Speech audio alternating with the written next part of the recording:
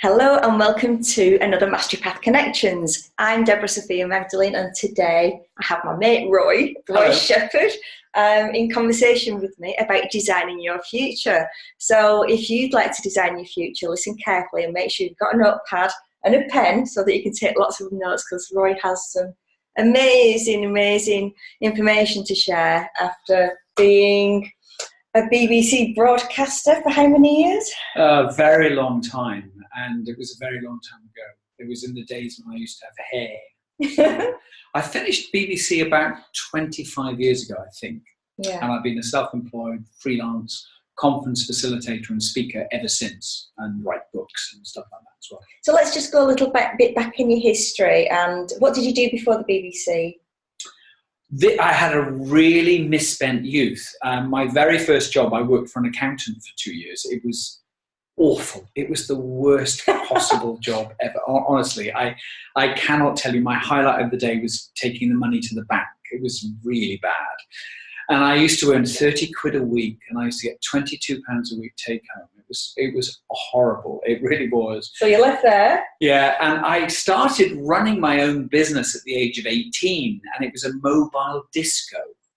And I used to earn 30 quid a night doing that, and it was and it was really successful. It was very, very good. And I used to work with the US Navy, the RAF, I mean, all sorts of large clubs and all that sort of thing. And I used to travel all over. Mm-hmm. With loads of kit, and I used to be, carrying loudspeakers at 3 a.m. in the pouring rain up and down, fire escapes and all that sort of stuff. It was a real discipline. How long did you do that for? Oh, probably about 3 or 4 years, I suppose. And then I got into radio, and then I got into the BBC. And that was radio to start with. I used to do Saturday Breakfast Show on BBC Radio Wales for quite a long time. And then I got hired by the BBC as a voice. So I was a continuity announcer. So I was the guy that said, coming up on BBC Wales, blah, blah, blah, Oh. And then my claim to fame, actually, and this is where you're going to be impressed, but you're not going to want to look impressed, okay? I'll do my best. For years, I used to read the letters on BBC One's Points of View. So, and so I try not to be impressed. Yeah, but I was the guy that said, why, oh, why, oh, why, and dearie, dearie, dearie, So I worked with Anne Robinson and loads of other people for quite a long time when I was in London. And at the same time as doing that, I used to read the early evening news on TV in London. And yeah, I was sort of a household face, but not necessarily a household name. Okay. People would look at me in the street and go, I'm sure he's been to my house. Yeah, but you've probably been in millions of houses. Well, exactly. People didn't realise on the television. Exactly, yeah. But I'll tell you what is fascinating. You meet really famous people and they know who you are.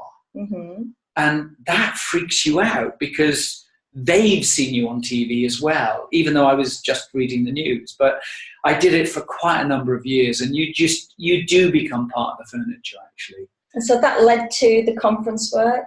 Yeah, I mean, I did a year in Perda, actually. I did a daytime TV show with Gloria Hannaford and Eamon Holmes called Open Air. Uh-huh. And I was a reporter, so I'd be in a different place every day. And it was really weird because I'd have a script, and normally for 1.5 hours of network TV. I mean, the script ran to 150 pages.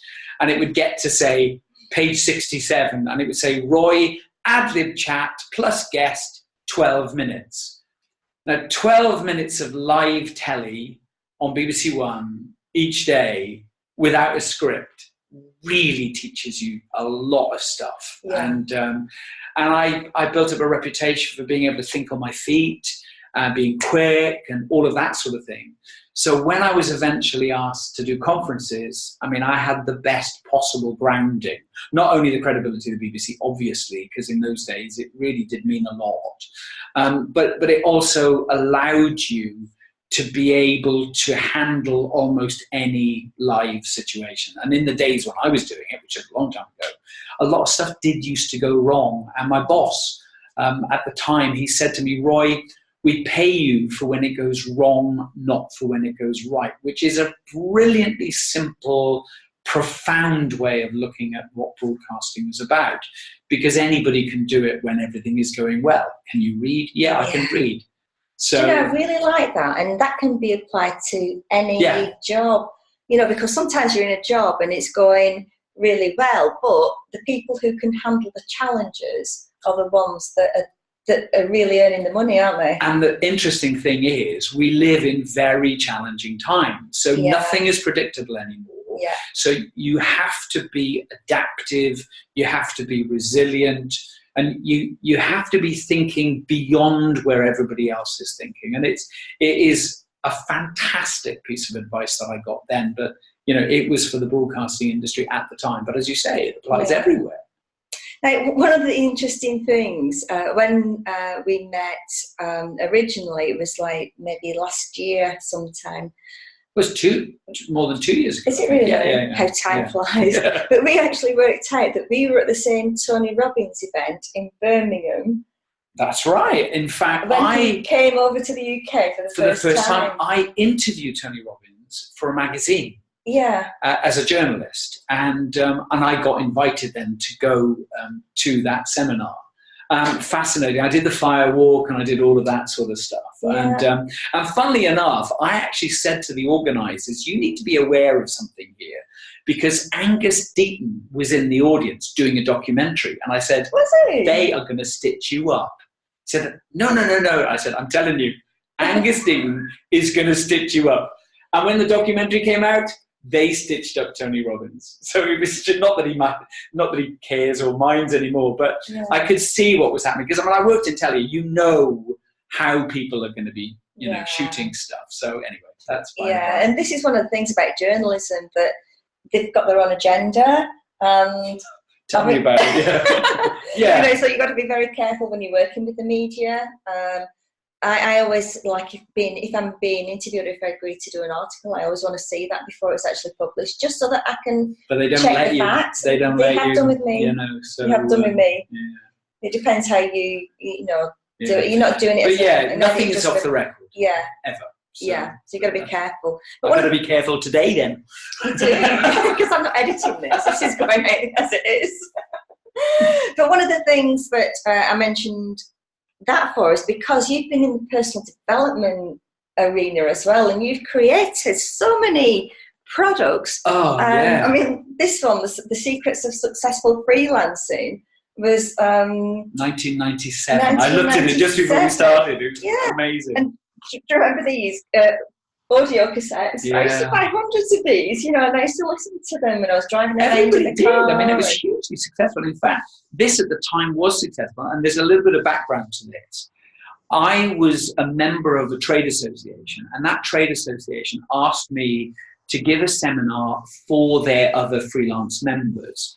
And I did this seminar, and we finished at like 20 to 11 at night. And there were loads of questions. And I'd never done it before, but I had a reputation of being a successful freelancer doing corporate video and conferences and that sort of thing. And I said to everybody, I said, look, I'm not rushing off. If anybody wants to stay and have a chat, then I'm happy to do that. Most of the people stayed. But there was somebody very interesting in the audience who I knew was there, but I didn't realize she was there in a professional capacity. She was a journalist, and she wrote for the Sunday Times. And she then wrote an article about my freelance seminar and included my address at the time for information pack, which I said, look, if anybody wants any information, help or whatever, then let me do it. I'd be happy to do that. 3,500 people wrote to me. Wow. And it was before email. It was a long time ago. And it took over my life. And I started doing freelance seminars. And it was almost as though it was a charity, because there were so many freelancers who were brilliant at what they do, but were rubbish at selling themselves and rubbish at marketing themselves. They just didn't know what to do. They, the attitude would be, well, I'm really good at what I do. That should be enough. And I said, well, it isn't enough anymore. So as I say, it was taking over my life. So I decided to create this instead. And 20 years later, I'm doing an online course of updated material from this. in a world that has gone completely freelance. Yeah. And I commissioned some research called the Freelance Survey, which was 100 pages. It was 400 freelancers we interviewed about their attitudes to freelancing and that sort of stuff. And I was looking through it while I was putting the online course together. Mm-hmm. And I was shocked, actually, because it's more relevant today than it was then. Mm-hmm. And in the research, we were predicting a massive movement towards self-employment and freelancing. And now what do we have? 0 hours contracts, gig economy, and people are being laid off left, right, and center. And also, you know, women of a certain age, it doesn't apply as much to men, actually, are being told, you can't retire at 60 anymore. You have to work longer. So women now are having to work until they're 66 or 67, can't always necessarily get a decent job. But freelancing is actually a brilliant option because you've got a huge amount of experience and a massive network very often, which you can then leverage and harness and turn that into the potential for a freelance business. And if it's to enhance your income, then so be it, you can. Yeah.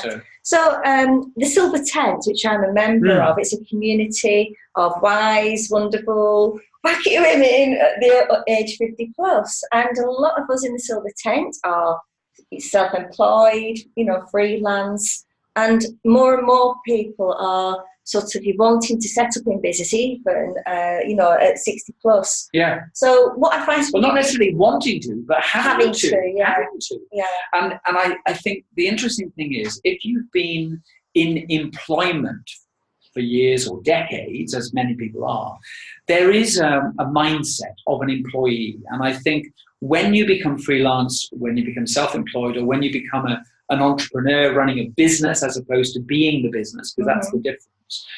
It does require a completely different attitude and mindset. Yeah. And you need to A, understand that, and B, develop that skill set. And it is very different. And it's scary, but once you overcome that feeling of maybe low self-esteem, they think, well, who on earth is going to pay me, you know, to do what I do? Mm-hmm. And I have to say, and this is a politically incorrect thing to say, women are worse than men about this. Women very often don't value their skill and knowledge as much as men. And, you know, we could go off on that one, but I've seen this time and time again where, you know, I was talking to somebody only last weekend who used to be a project manager before she had children. And she's now coming back into the workplace. And she's got a job, but it's as an assistant, like a secretary. I mean, it's a high-flying one, and it's not freelance. But I'm going, with your skill set, you could be being paid a lot more, if that is what you wanted, by using your incredible project management skills, organization skills. Anybody who's had teenagers will know that that requires a completely different attitude to life, and you're juggling so many different things. So one of the things in the course I say is, look, you really do need to understand the true value of the result that you can help create for your clients. And most people don't think about it like that. They think about it in the way of a job. And a job is you do what needs to be done. But as a freelancer, you're actually responsible for creating a result for your client, whatever that might be, or multiple results. And those results are worth more than actually just doing what you're told or whatever. I mean, I'm really passionate about this. And I believe that a smart freelancer can be earning so much more money than somebody who's willing to accept whatever an employer is willing to offer. And in fact, I'll give you an example. This happened to me, and I've been freelance now for 40 years. And it happened only a few months ago where a conference client contacted me and said, we'd like you to do 5 conferences. It's a road show. And this is what we're paying. And I wrote back and I said, well, thank you very much indeed for that. But you don't tell me what you're paying me. I tell you what I'm charging you. And she came back and she said, well, what do you charge? And I charge 5 times more than they were offering. And the client then came back to me and said, okay, that's fine. Wow. And I mean, we're talking thousands of pounds difference. I mean, it's a massive amount. You know, so I do valuable lesson there to everybody. Massive. It's about understanding your own value, isn't it? Yes, and the value to the client. Yeah. So, you know, I mean, it's profound sometimes. It really is. I mean, I do big conferences. I mean, I facilitate massive medical congresses, and you know, people will sometimes query my fee, and I'll say, you'll be paying me a lot more money than you think, but I'm still going to be charging you less than you're going to be paying to serve chicken during one meal at one of the dinners that you have. And people go, wow, I never thought of it from that perspective. They say, well, what's more important, what happens on the stage or what happens over one dinner? You know, it's a pretty easy way of looking at it. That's a really good way of actually putting it over as well, because it's reframe, like reframe and comparing the value. Yeah. So that they get the value. And the longer term value. And the fact is, I know that I get rebooked time and time again. So I know that I'm delivering value. Yeah. And, you know, I think that people, when they're starting their freelancing, need to understand that. And what I've also found is that a lot of people who've been on my courses have been freelancing for a long time, and they're becoming jaded or battle weary. Mm-hmm. And battle weary freelancers just need that inspiration or just a bit of a jolt in hopefully a constructive way to say, look, you need to reinvent what it is that you do. You know, one of the modules on my course actually is, are you too in love with what you do? And I know a lot of freelancers who believe that they do something of value when in fact the market doesn't value it as much as they do. So in those cases, they actually need to change what they do, or to take the valuable elements of what they do and turn it into something that a client will be prepared to pay more for. I mean, I don't want to give the wrong impression. It's not all about money. But ultimately, you know, you've got to pay the bills, you've got to buy food and all that. Exactly. You can't give everything away for free. You've still got to live. Exactly. Yeah. So I'm not trying to say that, you know, I'm obsessed on the money side, but money is a great enabler. You know, if you're constantly living a hand-to-mouth existence, you're therefore then more likely to accept a bad deal. Because one of the other mistakes I talk about in my course is the mistake of trying to work 5 days a week. No, because if you're trying to work like an employee, you'll accept lower money in order to work those 5 days a week. Yeah. It's the wrong priority. You need to say, okay, how much money do I need to earn in my year, whatever that would be? And you say, right, so how many days a week do I need to work? I mean, I don't want to go on about me, but I mean, I can work 2 days a month and I'm pretty well off. I mean, it works really, really nicely. And I admit, that's not for everybody. But you should be able to earn a decent, comfortable living working 2 or 3 days a week. That's called a 60% utilization in consulting terms. Okay. So the other days are unpaid work of, you know, marketing and talking to clients and preparing proposals or whatever it might be. Having fun. Well, there is that too. Obviously, there is that as well. I mean, my biggest luxury, I was going to say before I had my own cinema, I do. Sorry, that sounds awful. But I mean, I do. I used to go to the cinema every day, you know, during the day, and it's just my biggest luxury because I could do it. Yeah. That sounded awful. I didn't mean it to sound like that. But I don't play golf. I do a lot of gardening. I do a lot of gardening. That's true. Yeah. So I've been having a look at your online course, part of a pilot. Well, there's a couple of them. I mean, I've got 2 of them. Yeah. Yeah. And Roy put out on LinkedIn that he was offering this course as a pilot. And how many responses did you get? Well, it's really interesting. Let me just say, it's based on a book I did 20 years ago called Rapid Result Referrals. And I thought, right, I've got about 2,500 LinkedIn members. I thought if I can get 50 people, that would be a great pilot test. And I got 50 within 2 hours. And then I thought, oh, just let it run. Just to see, really. 150 people signed up for it. But funnily enough, only 50 actually did the course. So without realizing, I did the right thing. Okay. But the feedback has been fantastic. I'm really, really reassured. But at the same time, I've also had some fantastic feedback of areas to look at, things that one guy said one area of the referral selling course was a bit complicated. So he said, can you break it down a little bit more? And he's a former chief executive. I mean, he's in his late 60s, early 70s. And that was brilliant, because I know he's got a brain the size of a planet. And if he's going to struggle with it, then other people will as well. I'm really excited about it now. In fact, I went to a do the other day, and my financial advisor invited me to it. And he introduced me to everybody. And he said, I piloted this referral selling course. And he said, it was amazing. And I thought, oh, wow. And he's the sort of guy that wouldn't say it unless he actually felt it, which was really nice. So I'm reassured more than anything else, because I think when you create things, you put your face forward to be kissed, slapped, or ignored, and you never know. So when you write a book, you don't know if anybody's going to ignore it or not, or whether they're going to just knock it or whatever. So now you're a digital entrepreneur as well. So you've gone from this person is responsible for that, because you told me over a year ago, Roy, with all of the books that you've already written, you should be going digital. You should be doing courses, and these are just some of them. Yeah.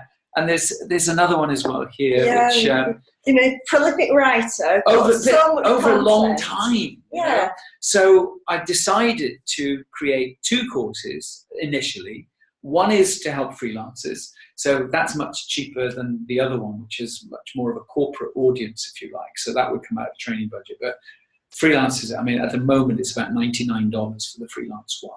And there's loads of content in there. I've been having a look at that. There's a lot. And what? It's so useful. I've just been looking at video testimonials and how to format them, how to, get them the best way of doing them. It's just so valuable. But it's not just that. In fact, that topic is interesting because it's not the technology. A lot of people think it's the technology, but it's actually how you structure testimonials. A lot of people will just go and get whatever the client says. Oh, it's really nice to work with them, or whatever. Yeah. But so I've got a 4-step process. Give us an example of the 4-step process. So if I wanted to get a video testimonial, what would I do? Right. Well, basically, what you need to do is find out why clients say no to your offer. So that's the bit that most people never think about. Never done that. So it's turning it around. So if, for example, people think that you're too expensive for what you do, whatever. You then get testimonials from all of the clients who love you and are real fans and ambassadors of you. And you would gently, push them into talking about your fees. And you'll have different people saying, before we took, Debra on, we thought that might be a bit expensive, but actually it's been such incredible value for money. So then you deal with all of that in your video testimonial. Then you might have somebody says, oh, well, we're too small for her to take us seriously or to give us the attention we deserve. And then you'll have somebody talking about, oh, the service is brilliant from Debra. She does this, blah, blah, blah. So when you understand what all of those negative things are, you can create testimonials around that will just evaporate all of the objections that people will have. They won't even be consciously aware of it.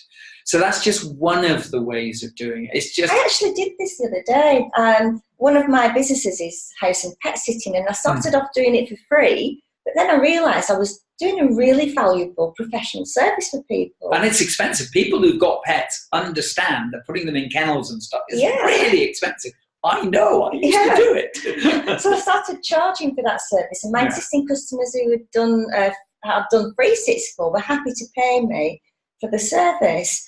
But I had an inquiry via Facebook recently, and I didn't get the job, and I just said, would you mind giving me some feedback on the reason why? And I said, was it based on price? And she said, no, it wasn't, nothing to do with price. She said it was based on the fact that you don't have an address. And so it's not, so actually, it's like traceability. Well, actually, it wasn't about your address. The issue there was trust. Yeah.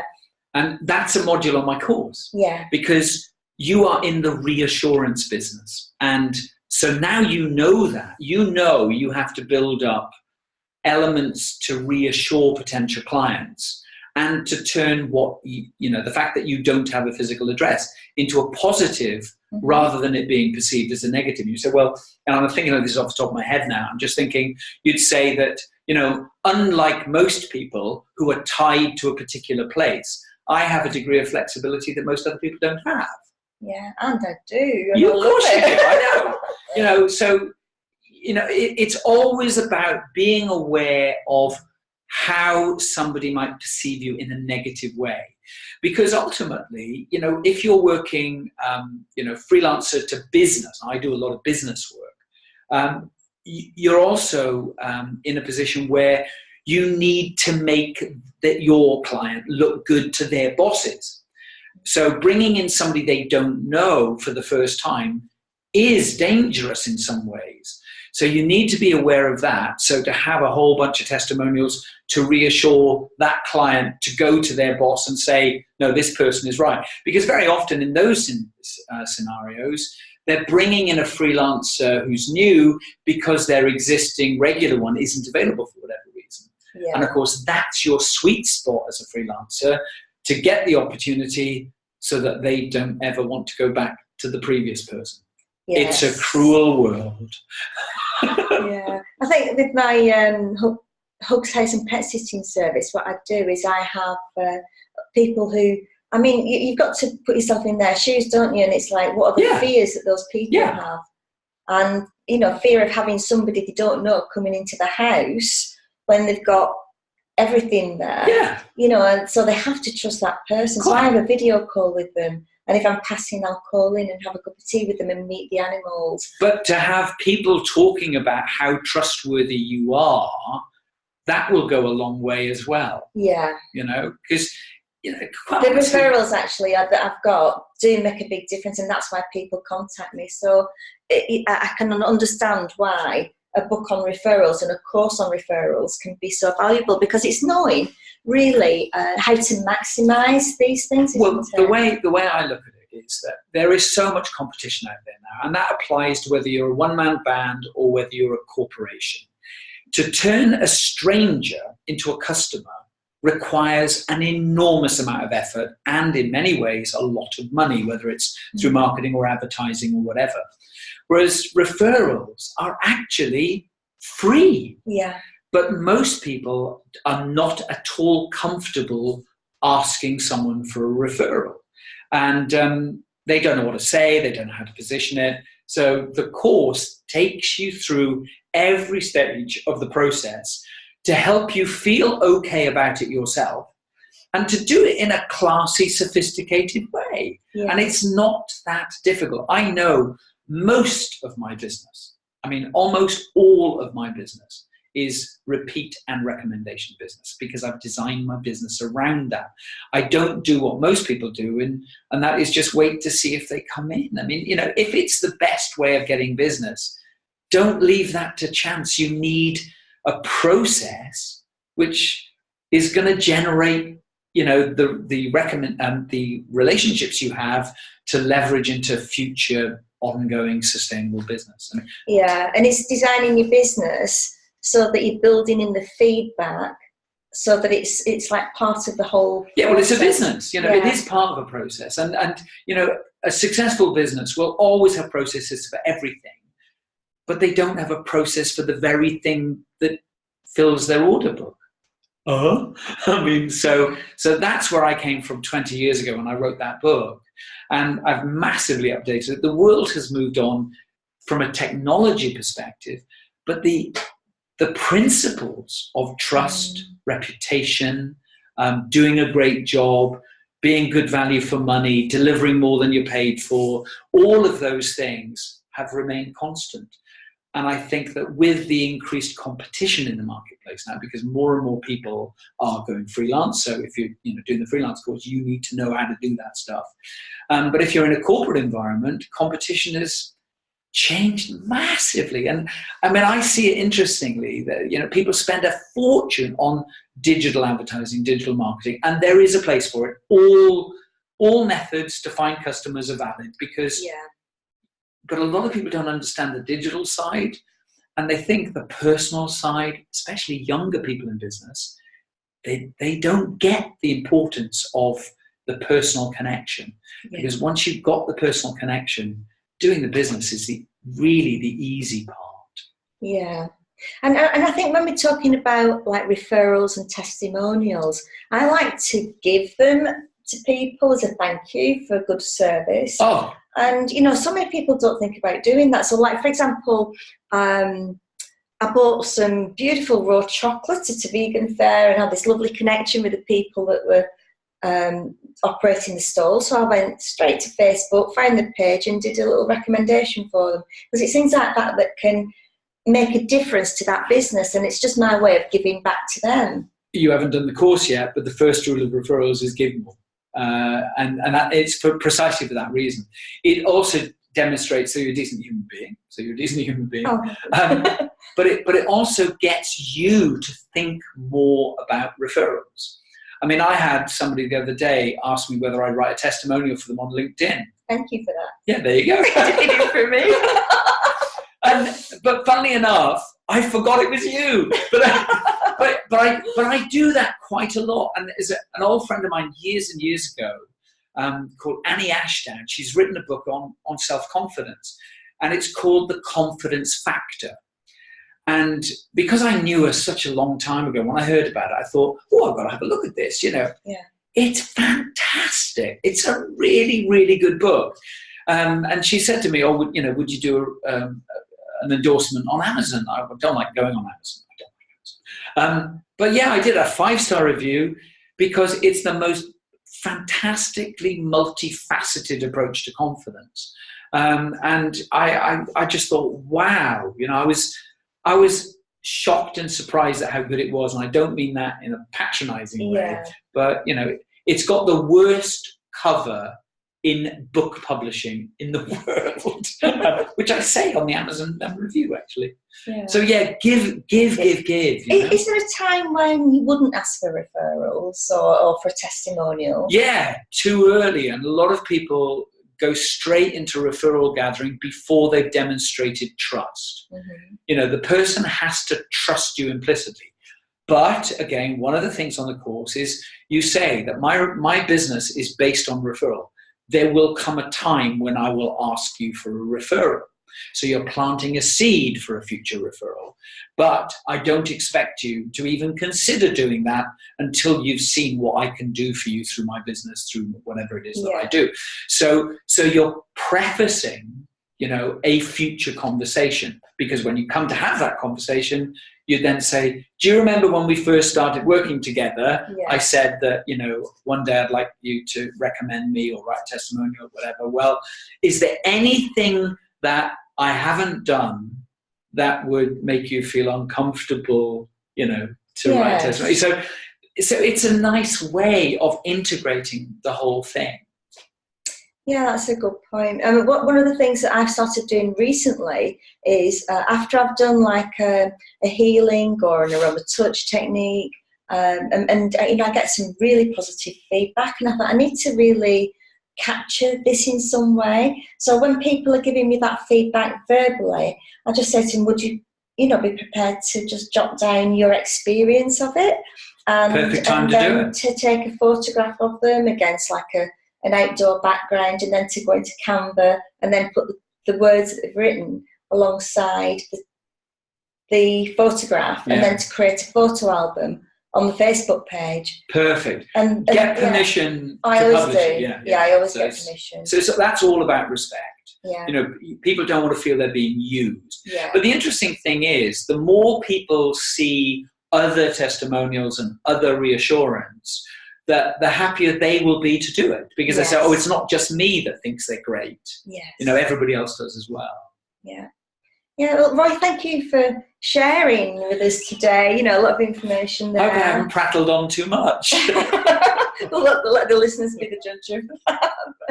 But no, thank you. And how can people take the course? Go to peopleportfolio.com.